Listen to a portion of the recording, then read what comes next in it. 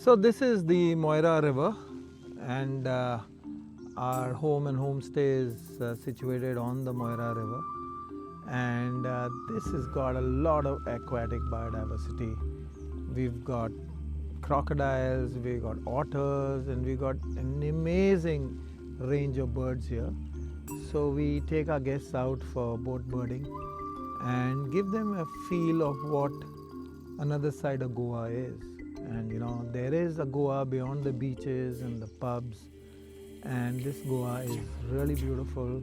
It's pristine, and I would like to say has the depth of natural beauty that very few places in India have.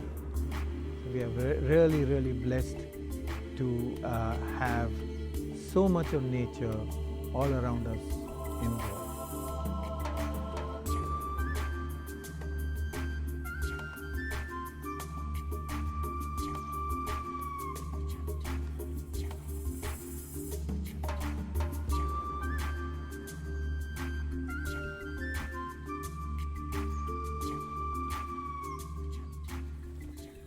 First things first, where are you from originally, Vivek, and why and when did you move to Goa? Okay, so where am I from is a tough one. I'm actually a Hindu Pathan. My father migrated to India during the partition from what is now called the, at that time it was called the Northwest Frontier Province by the British, Khyber Pakhtunkhwa. And my father and his brothers would speak in Pashto, especially when they didn't want the younger generation to know what they were talking about. Yeah, and then they came, my father did his chemical engineering from Jadavpur, and then he got a job and kept moving. So we moved from place to place. So I don't have any fixed, let's call it a native place that I can call my own, because I wasn't there when he was in the Northwest Frontier Province. I worked in the corporate world, and I retired in 2018. And I first wanted to settle in the hills. A lot of people think I'm a hill person and think they are right. Yeah. And Kumaon seemed like the perfect place for me. I have got really fond memories of my time in Kumaon. But climate change has really impacted Kumaon in a lot of ways. And I did a little bit of a recce. And then our daughter was working in Goa. And she was interning with a conservation NGO, wonderful conservation NGO called Terra Conscious. And she said, Dad, why didn't you come here and have a look at Goa? And then I came in here and looked around, and I liked it. And here I am. So this was in 2018. 2018, I started looking around, started building this place in 2020, end of 2021. And it went through the COVID. So this whole place is a child of COVID. Yeah, so, and this is like, I think I'm living my dream. So what first sparked your deep love for nature and environment and conservation? I think right from my childhood, my uncle has a farm up in the hills, on the foothills of in what is called Uttarakhand. And I remember when we were kids, my dad was in the corporate world, but whenever we would have our vacation, we would always want to go to the farms. Now it's called the farms, but the thing about that place is the forest around it, the streams, the ponds, the wetlands, and the sal forests and the wildlife there. And my cousins, who the children of my uncle, and me, we would go into the forest and just spend time, maybe sitting on the bank of a river, or even the wetlands, and then check the birds out. And So which place are you talking about in the Kumaon region? Okay, so this one is close to a small town called Khatima, which is now or another place that's nearby is called Banbasa. Banbasar. Yeah, that's also the Towards border. Mahendranagar, Nepal border. Yes, yeah. You seem to know that place well. Yes, so it's that part of Uttarakhand, Okay. and maybe 10 minutes, 15 minutes drive to the start of the hills. Hills, yes. And then we'll go up into places like Champavat and even up to another Abbott Mount. Abbott Mount. Yes, yeah, and we'd read Jim Corbett's books on the man eaters of Kumau. Yeah. So all those places were known to me in terms of just places covered in the stories of Jim Corbett. And then when we would go visiting those places, it used to be those places coming alive. So that I think was my background in terms of getting initiated into Yes. nature. Yeah. So I'd like to give credit to my cousins for having got me into this. Okay. It's the childhood stays on with you, and if nature is what Yeah. surrounds you in your childhood, then you never let go of it. Right, absolutely. So Vivek, can you describe a memorable encounter with wildlife that deeply impacted you and your love for wildlife? Hmm. So there would be two that really are moving for me. I'll say one for some other time, and I'll share this other one. Alka and I both were on a boat deep into the Amazon rainforest. This is the Peruvian Amazon. And we had taken a boat, and we were the only two passengers. And there was an old man who was driving the boat. There was a lady who was cooking for us, and some third guy who was supposed to be a bilingual guide, but his English was not very effective. So three people, me. And so somewhere on day 3 or day 4, he slowed down the boat and he asked me to look on one side, and through the thicket and through all the branches I could see some animal which looked like a small monkey. But it was there was too much of foreground noise in terms of the bushes. So I just, because I had a camera, I just took one, and knowing fully well that I'm going to delete that picture. And then suddenly the hair at the back of my neck stood up, and I sensed that there was someone looking at me. And then I just turned, and just about 20 feet away, on the branch, about 20 feet away and maybe about 20 feet above, there was an animal that was looking down at me like that. And that animal had a tail that was this fat, and a face that looked like a tribal's face, including a sort of a tilak. I know this sounds like fiction, Yeah. but I'll share with you some pictures that I have, and they are there on my Instagram too. And and so I didn't know what to do. I was scared that if I just take my camera up, it might think it's a gun or something and then run off. Or should I just enjoy watching that animal, or should I take a picture? And whenever I have this dilemma, I don't know why I always take a picture. And so I just took my camera around and took a shot.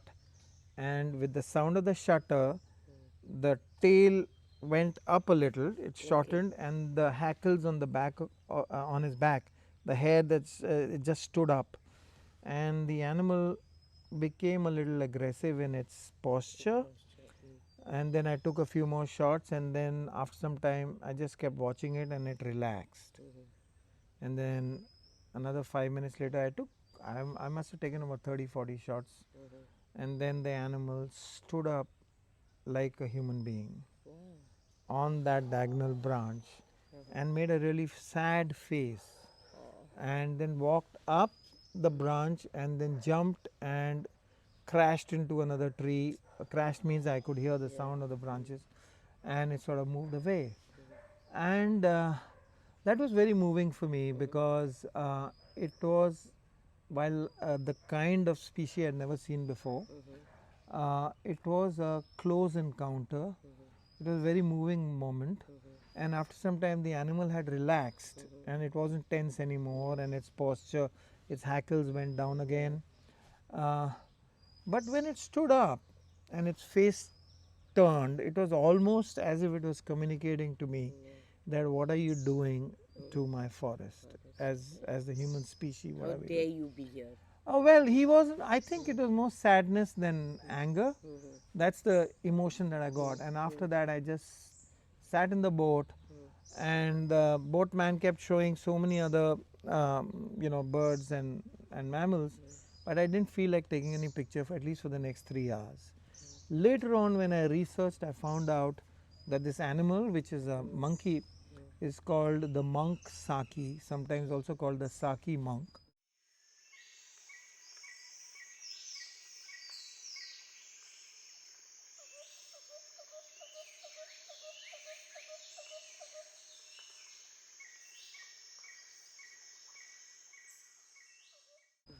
And I also found out that the species, I mean, the specimen that I saw was a very, very good specimen. That's like seeing a 18-foot king cobra, full size, Yeah. or a 10-foot tiger or Yeah. something.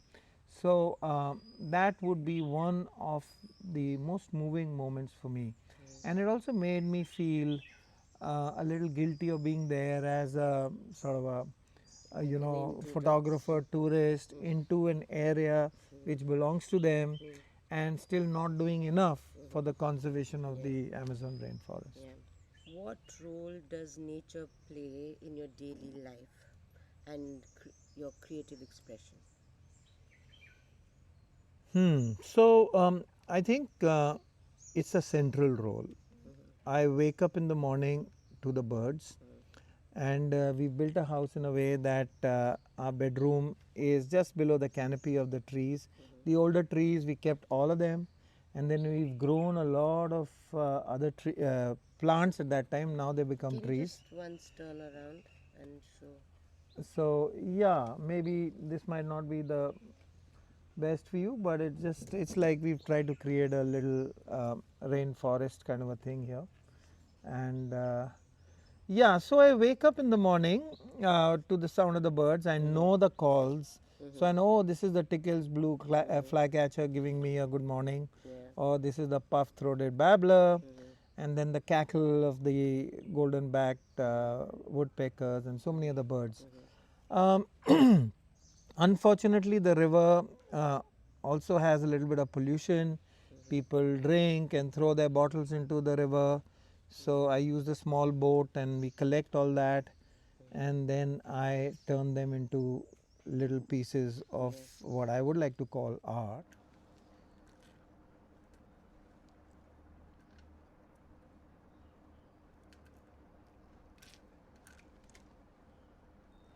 So this is a piece that I have just finished, and I was working on it since morning. I just have to clip off the extra line here. And this is a sun catcher, and I'll talk about it. But I've used tumbled glass. This is the glass from booze bottles, either picked up from the river or what we've consumed in our bar. And these pieces of wood, they are driftwood that have been picked up from various places, sanded a little bit. Even this is driftwood. There's a little piece of a seashell here, and then some beads. And the brand of our homestay is called Fishtail Creek, and the byline of that brand is Another Side of Goa. So, Fishtail Creek, Another Side of Goa.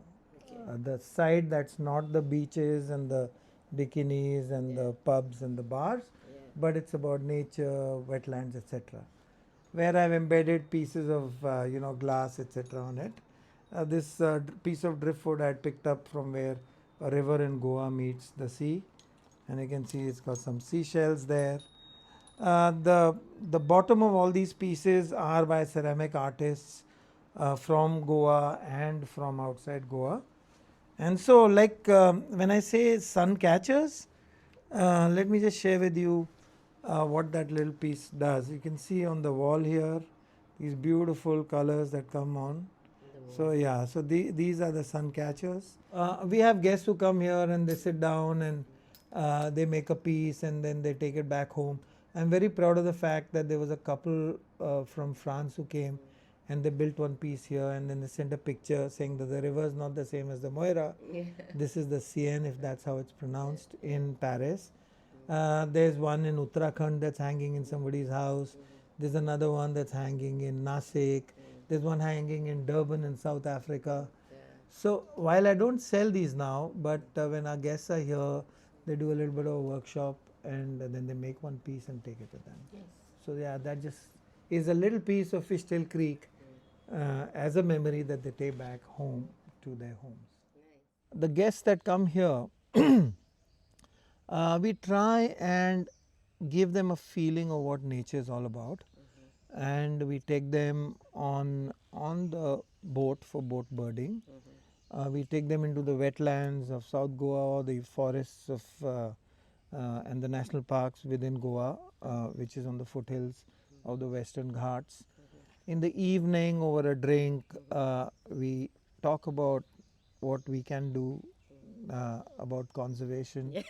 Yeah. So, and also whenever we take a break, we just returned from Sikkim, and it was it wasn't as much about cultural tourism as it was about exploring the natural history of that place.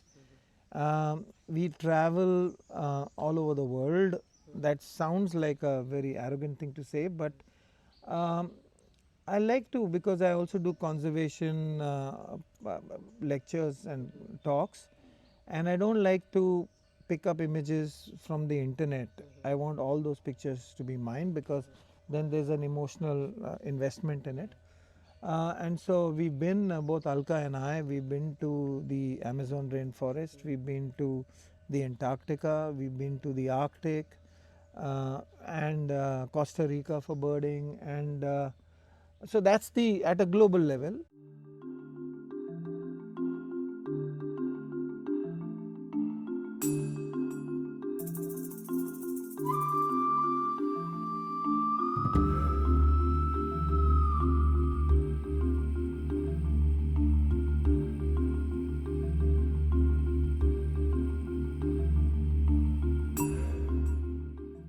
But in India, we've been pretty much everywhere and covered all the national parks, right from the one in Arunachal called Namdapha, which is a stunning national park, to the more famous ones like Kana and Corbett, etc. So yes, so it plays a very large role, both explicitly and tacitly.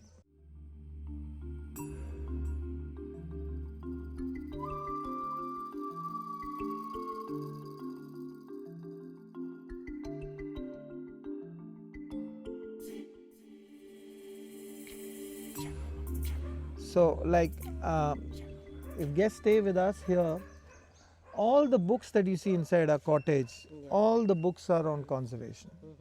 So that's another way that, even when they're not engaging with us, they are seeing or learning about nature. We built a small little natural pond. So there's a book inside the cottage which tells you how to build a natural pond. So we don't have a swimming pool here, but we do have a frog pond. And so we want those kind of people to come and stay here who don't miss a swimming pool, but like nature and birds and frogs and stuff. So you have that bird bath, and a Oh, lot yes. of birds come and sit there. Yes, so I sit with my coffee. This is the luxury that I never dreamt I would be having for myself, which is that I have a cup of coffee. I got my tripod out, I got my camera on the tripod, and under the black bamboo tree there's a little wooden bird bath.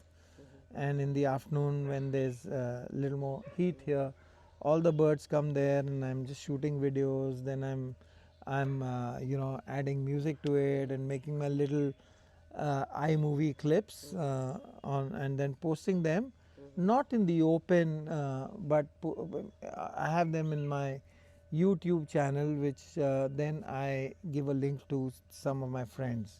And in Sikkim, we were staying in a place which was at about 9,000 feet, and every morning wake up at 4:35 in the morning, and then drive up right up to 13,500, 14,000 feet, This is on the road that takes you to Nathula, which is the border between India and China in a way. And and the wildlife there. One morning we saw the musk deer, Kasturi Mirig. Wow. Okay, it's uh, an animal that I think we were very privileged to see, um, because on the IUCN list it is critically endangered. So here is an animal that is critically endangered, and we are just watching it as it hops from one rock to another and moves off into that forest. And the birds that you see there, amazing birds. First time in my life I saw this bird, which is normally on the cover of many bird books of Asia and India, which is the monal pheasant. Okay. And yeah, and it's stunning. It's got metallic blue and peacock blue, and it's got metallic orange on its back and stuff like that. It almost looks unreal. So we saw the monal pheasant, and early morning you see the Kanchenjunga range and that entire biosphere, which is so rich in biodiversity. Every day in Sikkim was stunning. But having said that, I must tell you that Goa is no less. Okay, you say Right? so. If you say so. Yeah, Goa is no less. In fact, I made a video clip and I used a drone shot of this river. And there is and I've just used that 9-second clip of that drone shot, and I put it into a larger 2-minute clip that I made on the Amazon rainforest. And when the clip ends, and whenever I share my Amazon presentation with people, I tell them, by the way, that song with the clips of Amazon had a 9-second clip of the Moira River, and no one could make out. So parts of this river look like the Amazon rainforest. So we should be very, very aware of the fact that the biodiversity here is so rich, and we really need to do something to conserve it. Yeah.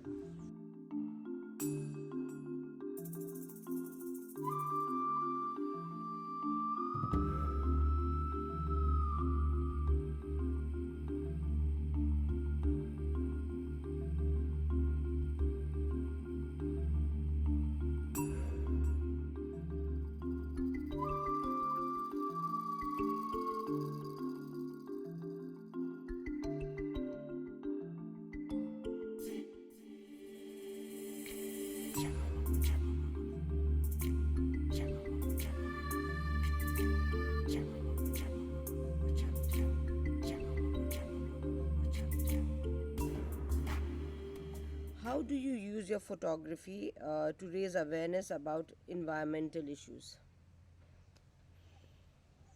Okay, so I first want to step back, if you don't mind, and Yes. talk about photography, because a Yes. lot of people say, and especially in our group here in Goa, the famous WhatsApp Yes. group that we Yeah. have. So I think some people must be finding it extremely painful that every second day I'm posting some pictures of birds, etc. No, it is not. No, but We look forward to them. no, but I know that some people say, oh my God, again, but I also want to mention that in our group here, we got some amazing photographers that I look up to. Okay? Really? Yeah. So we got Prashant Panjir, who actually Yeah. is one of the most amazing photojournalists. Yeah. And I've seen some of his work, and he is like a guru for me. There's David D'Souza, who's again an amazing photographer who shoots a lot of amazing pictures, and he's written this lovely book on the biodiversity of Moira. There's Aditya Gupta, who shoots amazing landscapes on his cell phone and posts it on our group. And I must also say that there is Aditya Bhatt, Adi, who is, and you should watch out for him, he's a budding bird photographer, and he's really very good. Okay. So there are, and there might be many more that I missed out. So, so there are a lot of photographers. Actually, I post my pictures on this group, and not just this group, but many other groups, Because that is aligned to the purpose of my life. Mm-hmm. True. And and if I were to share the purpose of my life, uh, the purpose of my life is to share the beauty and wonderment of nature with people, Yeah. so that I gently inspire people to do something about conservation of nature. True. So I feel that if I'm going to show some pictures of birds on the river or in the wetlands and people see it and like it, there is a sense of saying, oh, this is beautiful. What can I do to in my own little way in terms of conservation? So it's aligned to many things that I do, which is part of the whole sustainability, uh, let's call it, life that I'm trying to build. Yeah. So that is where I think bird photography plays a very important role. It's not so much about taking pretty pictures as it is about saying that, hey, this stunning little bird, which you can see perched on this little, uh, you know, piece of wood that's sticking out of the water, uh, is in our backyard. And then there are people who are throwing beer bottles into the water. Or in the night, the poultry walas, once the shop closes, they just stop their scooter and chuck a bag of poultry trash into the river in a plastic bag. Yeah. So it's all about trying to uh, evoke some kind of a concern for nature. Yeah. I get you. Yeah. By the way, Mm-hmm. I know it'll take a little bit of time, so maybe we don't. I just heard the sound of the pied Malabar pied hornbill, and the cack sound, and Yeah. pop Yeah. the feathers. Yeah. Okay, I it think it's right somewhere here. or it just flew off there. So they're normally pairs. So one flew off. They're in pairs. So there should be one more here. Maybe it came here. Did you hear that? Yeah, Pop, I pop, pop? heard while talking to you. Yes. I heard it. So one's flown off. Maybe the other one's still there. It'll be up there in the trees. So yeah, this is it. This is we are living amidst all this. So, what are your hopes for the future of Goa's natural environment and biodiversity? Yeah. So first of all, I want to. It'll answer your question when I make a sort of a, let's say, an oblique comment, which is that if you're in the conservation movement, you have to be optimistic, no matter what. True. Because if you're not, then you may as well give up. Yeah. In the 5 or 6 years that I have moved in here, I have seen rampant destruction of Goa. I can understand development. What I can't understand is irresponsible development. I feel building a single unit for living is less destructive than a developer building a complex which has 15 villas and 25 apartments. Yeah.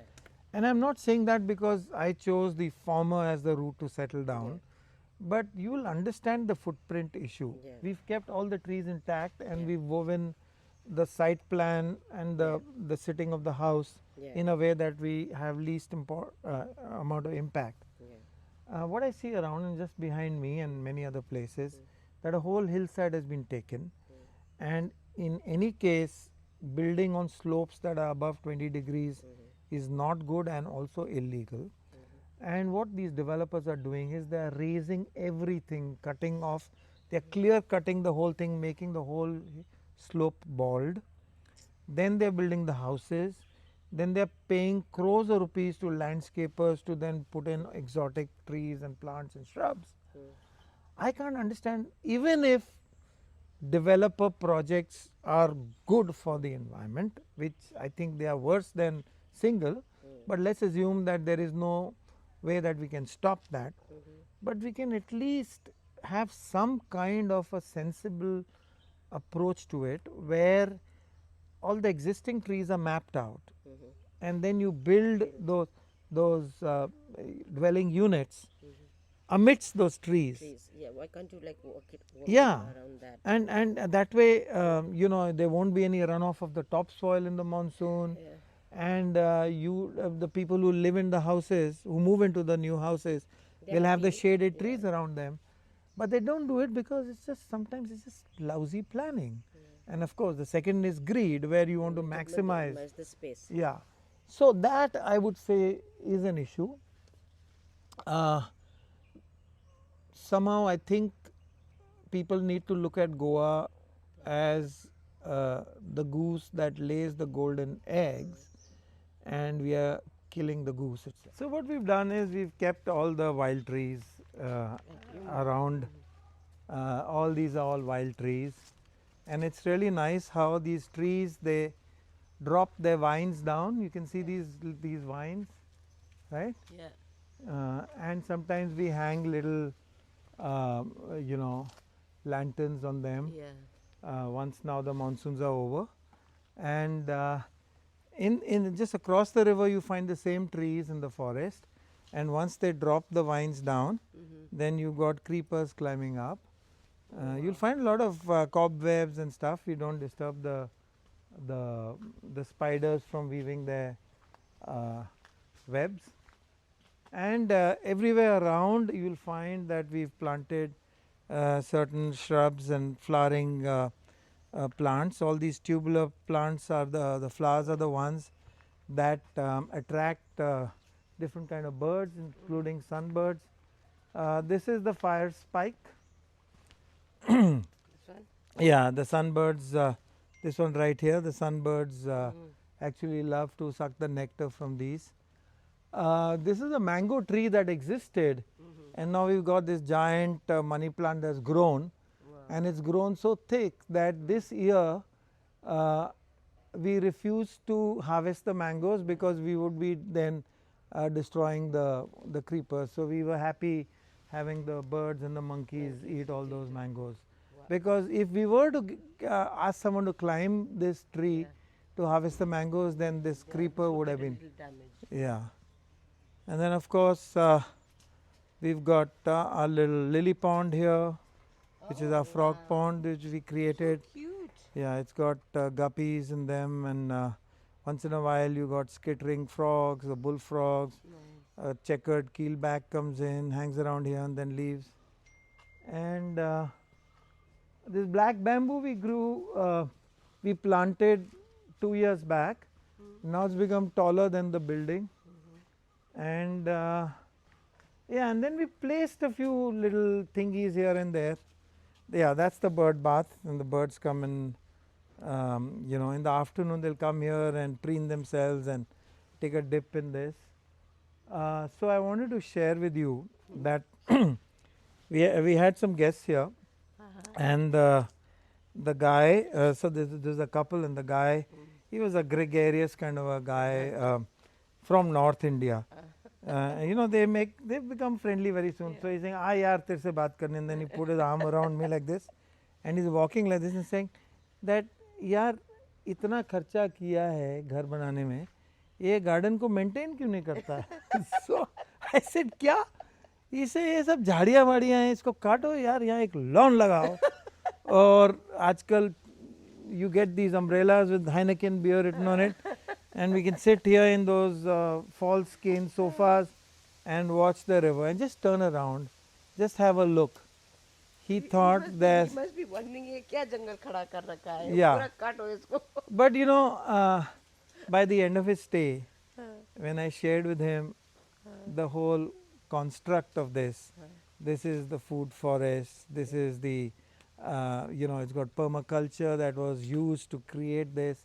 Today it's reached a stage of regenerative growth. Yeah. We don't have to look after it. There are swales underneath that hydrate the soil. We need to, put very little irrigation into this area to keep it all green and pristine. So he got that appreciation. So he was coming from a nice space. Yeah. His Yeah. sense of what is a garden Yeah. was It's different. what he knew. Yeah, which is fine. And even if he wouldn't be convinced with whatever I've tried to do here, that's perfectly fine. He's coming from his universe, I'm coming from my universe. He's right in his own way, maybe I'm right in my own way. So that's what it is.